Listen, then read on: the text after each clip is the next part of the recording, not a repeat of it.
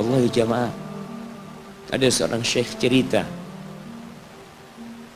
dalam salah satu ceramahnya, cerita tentang seorang dokter perempuan di sana, di Arab sana. Ada seorang anak lelaki bawa ibunya masuk ke dokter ini, subhanallah. Ibunya ini gila.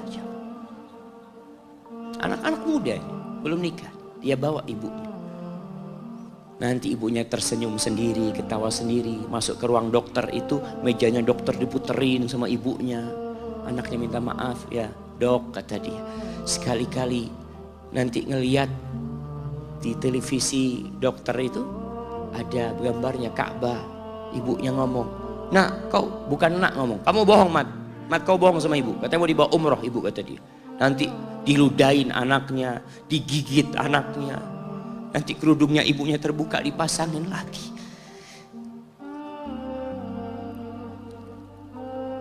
Itu dokter tanya sama anaknya, ini siapa? Kata dia. Ibu anak, kata dia. Sejak kapan dia seperti ini? Sejak lahir. Loh, terus gimana engkau bisa lahir? Iya, sama kakek ana, ibu ana dinikahkan. Tapi 10 bulan diceraikan.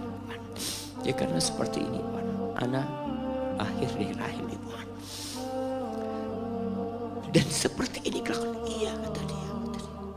Engkau berbakti sama dia, kata dia. Dia kan gak kenal sama engkau. Iya, dia gak tahu sama ana. Tapi Allah tahu kalau dia ibu ana, kan. Allah tahu kalau dia ibu ana. Ana harus berbakti sama. Ditanya, ibumu sakit apa? Ibu kena gula, kata dia, kena ini. Setelah dikasih resep, itu dokter cerita, pasiennya keluar, ditutup pintunya. Dokter ini nangis. Dia mengatakan, ana sering dengar ceramah tentang birrul walidain. Ana sering mendengarkan tausiah ustaz tentang berbakti kepada orang tua.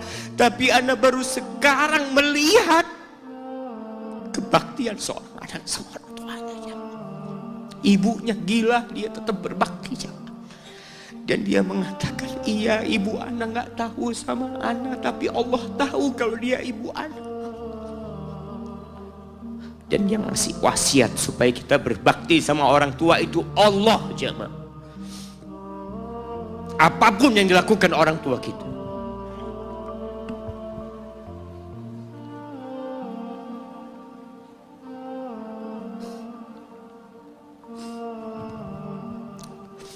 Apalagi ibu. Allah katakan, hamalathu ummuhu kurha wa wada'athu kurha. Ibu kita, hamil kita itu dalam kondisi yang sulit.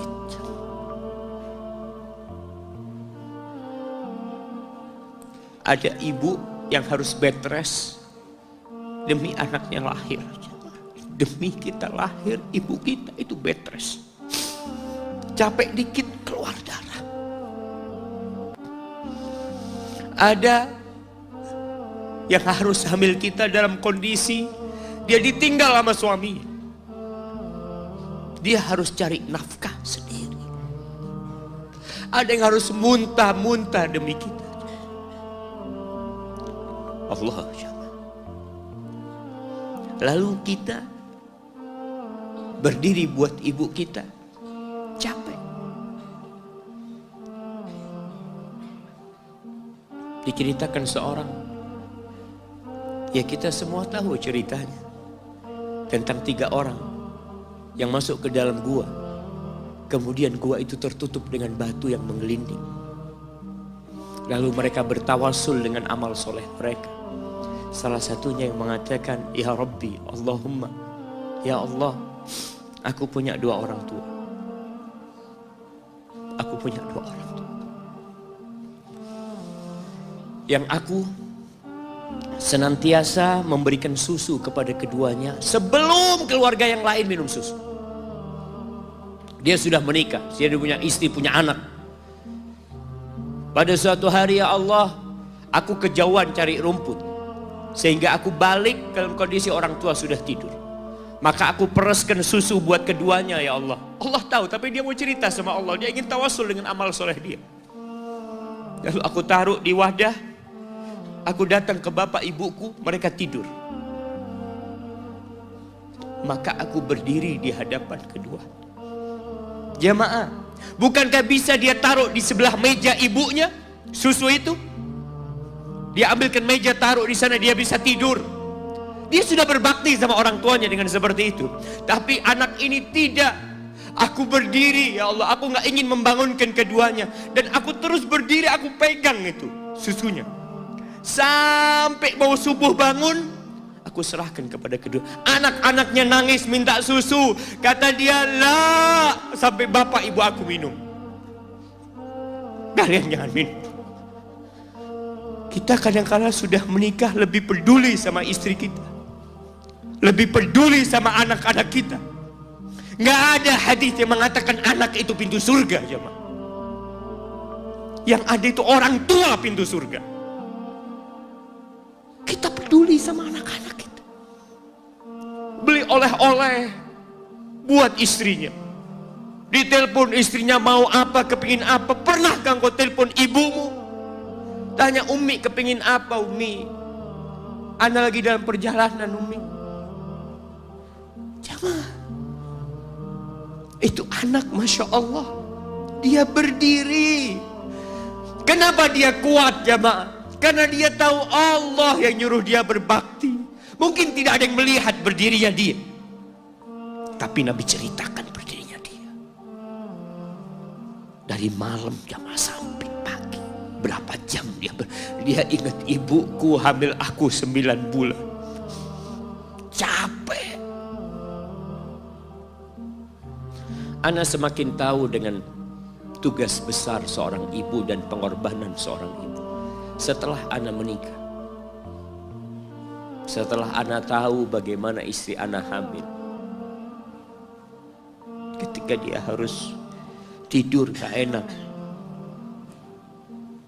makan muntah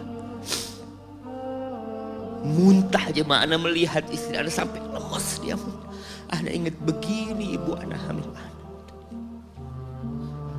Lalu kita lupa, jemaah. Kita sok sukses, mungkin engkau lebih sukses dari orang tua. Tapi kalau nggak ada bapak ibu, engkau nggak akan pernah lahir di muka bumi. Allah ceritakan ibunya hamil dia. Wa wada'athu kurha, dan melahirkannya dalam kondisi sulit. Kadangkala perut ibu kita itu disobek demi kita keluar dari perut ibu kita. Antum meninggalkan luka di ibu, itu dijahit.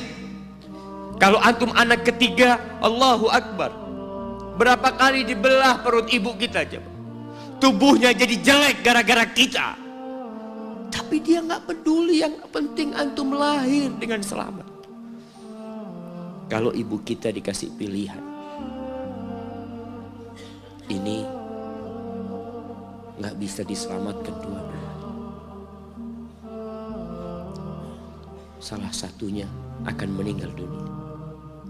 Kira-kira apa kata ibu antum? Iya, nggak apa-apa dok, selamatkan bayinya dok.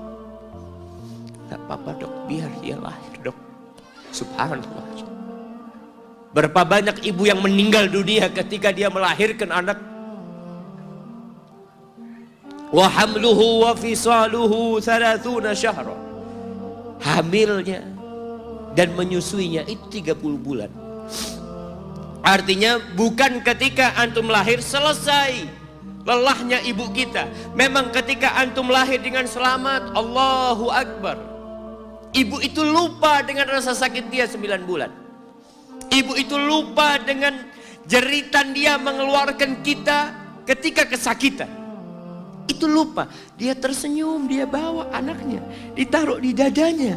Allahu Akbar. Kalaupun ada air mata yang menetes, itu air mata kebahagiaan orang tua dengan hadirnya kita di muka bumi ini. Lalu kita bisa berjalan.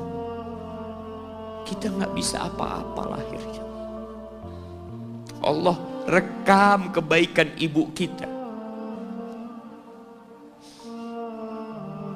Kita disusui sama ibu kita.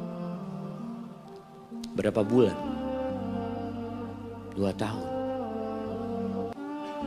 24 bulan disusui. Mungkin ada yang kurang, mungkin ada yang lebih. Tapi yang jelas kondisi kita tidak bisa berbuat apa-apa. Kita hanya bisa menangis, jemaah. Antum lapar menangis, buang kotoran menangis. Siapa yang datang membersihkan kotoran antum? Ibu antum. Yang gendong antum siapa? Ibu antum. Dia susui. Subhanallah, sampai anaknya agak besar sedikit, diajari bicara sama ibunya, diajak ngomong sama ibunya, diajarin berdiri sama ibunya, diajarin berjalan sama orang tuanya. Allahu Akbar. Kemudian ketika antum sukses, antum berangkat ke luar negeri, antum berangkat ke luar kota, meninggalkan kedua orang tua antum, boleh, asalkan dengan ridho orang tua antum. Kalau ibu antum telepon, antum di Batu sini, kuliah, sampai sukses jadi pengusaha di sini. Ibu antum di kampung telepon, nah ibu ingin engkau balik ke kampung. Jangan pernah mengatakan, bu anak kerjanya di sini ibu. Saya ditugaskan di sini, tinggalkan semua pekerjaanmu, pulang ke rumah. Ustaz, gimana dengan istri dan anak-anak? Yang ngasih makan istri sama anak-anak antum itu Allah Jalla Jalla. Bawa pulang ke kampung, hidup sama ibu antum. Jamaah, ada seorang sahabat yang izin untuk berjihad, izin untuk mendapatkan surga yang paling tinggi, izin untuk bisa memberikan syafaat kepada 70 dari keluarganya. Kalau dia mati syahid, dia datang kepada Nabi SAW, ditanya, bapak ibumu hidup? Iya, kata dia, pulang engkau ke sana. Fazammal jannah, di sana ada surga. Ilzam rijlaya, engkau tetap di kaki ibumu. Ini mau jihad, bukan mau cari fulus, jemaah. Bukan mau cari kenikmatan dunia, dia mau cari surga. Tapi pintu surga yang paling baik orang tua dapat jauh-jauh. Jemaah, Allah, ketika antum nangis di kasur ibu, di dapur lagi masak, dimatikan kompornya, dia datang jumpai antum. Antum lihat, anak sering lihat ketika kajian, bagaimana seorang ibu yang gendong anaknya yang nangis. Dia ingin dengarkan kajian, tapi engkau menghalangi dia untuk mendengarkan kajian dengan baik. Dia harus gendong. Kadang-kadang nggak boleh deket-deket kajian, yang bawa anak tempatnya lain, dan dia nurut. Engkau ganggu hidup dia dari sejak engkau lahir. Kemudian setelah engkau dewasa, engkau nggak berbakti sama ibu. Lupa dengan wa hamluhu wa fisaluhu 30 syahr. Di masa Umar bin Khattab,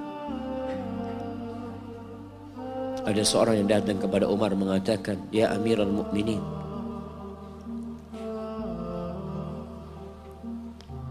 aku ini jadi kendaraan buat ibu. Aku ini yang membersihkan kotoran ibu, dan aku palingkan wajahku. Ibuku sudah lumpuh, gak bisa apa-apa, dan aku berusaha untuk berbakti sama dia.